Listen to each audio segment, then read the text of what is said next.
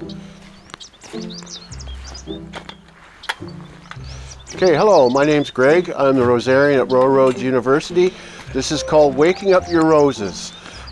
This is a true indicator, folks, that this is time to prune your roses when the forsythias are in bloom.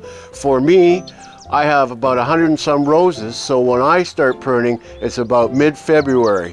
For the folks at home that maybe have 10, 2, 3, when you see the forsythias blooming, then it tells you it's time to start pruning up your roses. So here's your indicator. If you see them in bloom, start pruning. It's time to wake them up.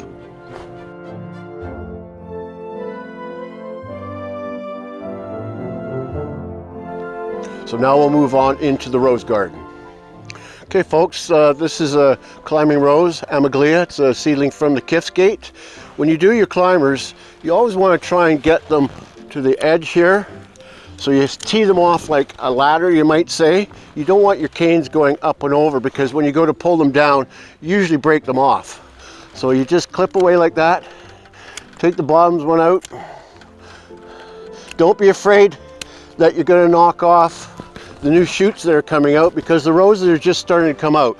So it doesn't matter, they'll grow back in time for a nice flower.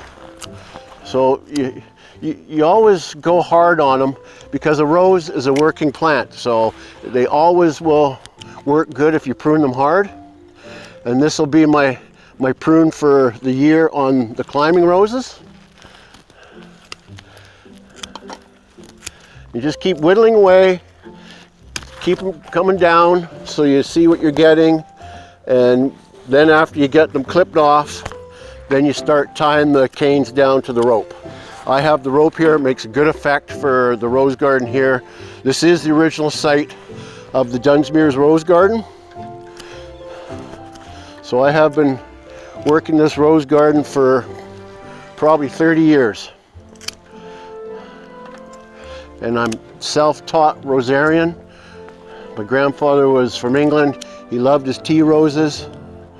I used to go inside, give my grandma some bouquets that he would cut for me. And you always want to make sure that your pruners are nice and sharp, that you don't tear the rose when you cut it. Because if you tear it, that somehow disease gets into them. And usually when you try and prune your roses, you kind of want a dry day, but unfortunately we haven't had many dry days this year so far. Being that I've got this many roses, I need to keep going. We're now at, this is one of the David Austin roses. We're going to show you how to prune it down.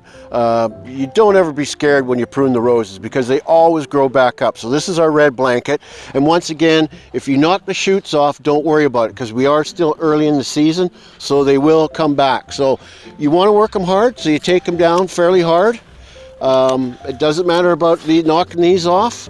The ones that are coming up, you just take those off there, take that there, you go over here, and you try and cut on a 45-degree angle when you do your pruning, because that way if you cut straight across, the water gets down into the cane, and that's where you get dieback. You want the water to sort of slide off at a 45-degree.